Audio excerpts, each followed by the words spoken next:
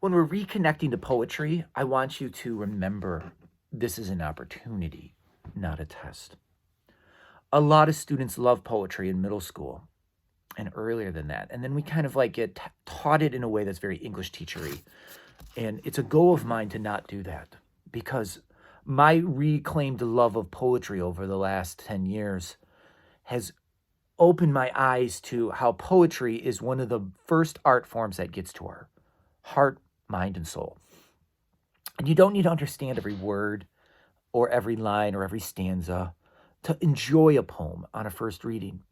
But what makes poetry so challenging is we do really need to understand every word to get the full meaning of a poem and all the nuances. Like a word like redolence in Bad Day. Did you have to look that up too? Does it have one or two meanings? And the way you look at that word changes your understanding of those lines. When you read Bad Day the first time, you're kind of like thrown into the pool and have to swim. But when you read it on a second, third, fourth, fifth time, then you have a little more idea what's happening. Let's read it again slowly. The poem starts out, "To be honest, the day did fine." What does that mean? That's different than the title, right? The day did fine. But it's a bad day. Why is it a bad day? Let's keep reading. "I'm the one who donated the tip of my thumb to chopping onion and cilantro." Okay, so your first image is he's chopping, he's cooking, or the speaker is, could be a she, but I read Jamaal May as very personal poems. Jamaal May's chopping onion, and do you know what cilantro is? You can look it up. My wife cooks with it, cuts a piece of his thumb, a little sliver of skin. Isn't that like an onion? Do you see how that imagery really is like, oh, it grabs us in? That sounds like a bad day. Second stanza goes, "The room filling with the scent of singed hair from where the iron kissed my thigh is another creation all my own." Another image, right? You ever burn yourself? Those who use a curling iron, do you ever burn yourself? Singed hair, you know what that smells like. Burned hair is a very distinct scent. Third stanza, "The day did its best to fill every inbox with not so terrible news and then fill my memory with redolence."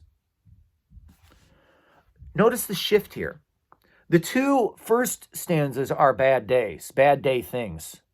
But they're things that the speaker did to himself. The day itself did its best. Goes back to that first line. The day did fine. The day didn't create the burn. The day didn't create the chopping. Oh, now the day has become like a person. Do you ever say that? You wake up, oh, it's going to be a bad day. I hate this day. Well, if the day is actually personified, is the day really out to get us? Because in this stanza, the day is not sending any bad news in his email box. By the time you get to the end of the poem, things get really heavy, right? Why is it not a bad day? Can you answer that question by the end of it? There's this long list of details in the fourth stanza that I'd like to read again. And it's got some heavy lines that we're just going to be upfront, that there is moments of, dare I say, addiction in the poem. "The day even turned down the train's volume." For those of you who live by a train, you know exactly what that means. That train, listening to it every day can be annoying. Well, today the day turned down the volume.